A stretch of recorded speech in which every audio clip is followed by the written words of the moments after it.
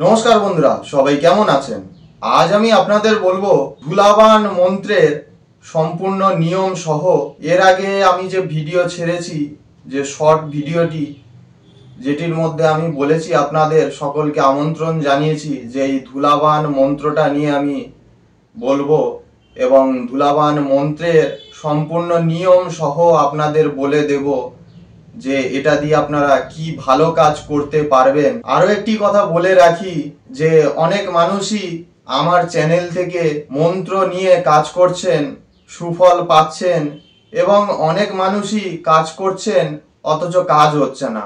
এর কারণটা হচ্ছে, বেশিরভাগ ভিডিওতেই আমি বলে রাখি অবশ্যই যাদের গুরুদেব নেই তারা অবশ্যই গুরুদেব ধরুন, গুরুদেব ধরে দীক্ষা নিয়ে শিক্ষা নিয়ে গুরুদেবের দেখানো পথ মতো আপনি চলুন, তবেই তন্ত্রমন্ত্র কাজ হবে। শুধুমাত্র ইউটিউব দেখে ইউটিউবকেই গুরুদেব ভেবে নিয়ে বা ইউটিউবকেই ঈশ্বর ভেবে নিলে আপনাদের হবে না। গুরুদেব ধরে তার নির্দেশ মতো আপনি চলুন, অবশ্যই এই মন্ত্রতন্ত্র প্রয়োগ করলে আপনাদের কাজ হবে। তার জন্য গুরুদেবের আশীর্বাদ, ঈশ্বরের আশীর্বাদ এবং সাধন ভজনের প্রয়োজন রয়েছে। তা যাই হোক, আজকের এই মন্ত্রটি নিয়ে কাজ করতে হলে সর্বপ্রথমে আপনারা নিজের গুরুদেবের কাছ থেকে পারমিশন নিয়ে তবেই প্রয়োগ করবেন। শুভ তিথিতে এই মন্ত্রটিকে আপনাদের আসনে বসে জপ করে মন্ত্রটিকে জাগিয়ে নিতে হবে। মন্ত্রটি জাগানো হয়ে গেলে এই যে স্ক্রিনের ওপর আপনারা দেখতে পাচ্ছেন এই সম্পূর্ণ ধুলাবান মন্ত্রটি, ভালোভাবে আপনারা দেখাচ্ছি, দেখে নিন। এই মন্ত্রটিকেই আপনাদের ভালোভাবে সিদ্ধ করতে হবে বা জাগাতে হবে। আর বলে রাখছি, এই মন্ত্রটিকে আপনি কোনো অপশক্তি, অপদেবতা বা ভূতে ধরা রুগী যাকে বলে, তার ওপরে এই মন্ত্রটি প্রয়োগ করার জন্যেই এই ধুলাবান মন্ত্র।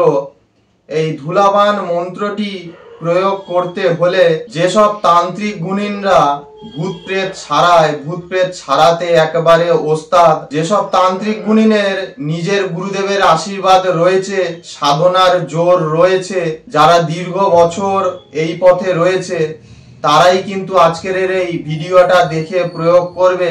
অযথা যে কেউ এই মন্ত্রটা নিয়ে প্রয়োগ করে ভূতের রুগীর ওপরে যদি আপনাদের কোনো ক্ষয়ক্ষতি হয়ে যায়, তাহলে এই চ্যানেল কর্তৃপক্ষ মানে আমি সমীরণ গুণিন কোনো রকমেরই দায়ী থাকবো না। তাই জন্যই বলছি, আপনাদের নিজ গুরুদেবের কাছ থেকে অনুমতি অবশ্যই নেবেন। আর ভূতের রুগীকে ছাড়াতে গেলে ভূতের রুগী যেখানে বসবে সেখানের কিছু মাটি অথবা যে কোনো মন্দিরের পবিত্র স্থানের আপনি মাটি, এক মুঠো ধুলো মাটি তুলে নেবেন। তার উপরে এই জাগানো মন্ত্রটি আপনি 3 বার পড়বেন, অর্থাৎ মন্ত্র পড়বেন, ফুঁক দেবেন, এইরকম ভাবে পরপর 3 বার করা হয়ে গেলে তারপর যে ব্যক্তিকে ভূতে ধরেছে তার মাথায় আপনি যদি এই মাটিটি দিয়ে দেন বা ছুঁড়ে দেন বা নিক্ষেপ করে দেন, তা কিছু মুহূর্তের মধ্যেই তার শরীর থেকে কিন্তু সেই অপশক্তি বা অপদেবতা দূর হয়ে যাবে। আর যদি কোনো শক্তিশালী অপদেবতা বা ভৌতিক শক্তি যাকে বলে, সে মানুষকে যদি আকর্ষণ করে থাকে বা তার শরীরে প্রবেশ করে থাকে, তাহলে এর ওপরেও আরো বহু কিছু জিনিস রয়েছে, সেগুলো আমি এক এক করে পরবর্তী সময়তে অবশ্যই দেব। এবং ভূত প্রেত ছাড়াতে গেলে কিন্তু মানুষের সাধনার জোর অবশ্যই চাই, শুধু মন্ত্র মুখস্থ করে কিন্তু কখনোই হয় না। আর কি কি বিষয়ের ওপর আপনাদের ভিডিও চাই কমেন্ট বক্সে অবশ্যই লিখে জানাবেন। ভিডিওটি পুরো দেখার জন্য সকলকে অনেক ধন্যবাদ। নমস্কার, হর হর মহাদেব, জয় মা দক্ষিণাকালী।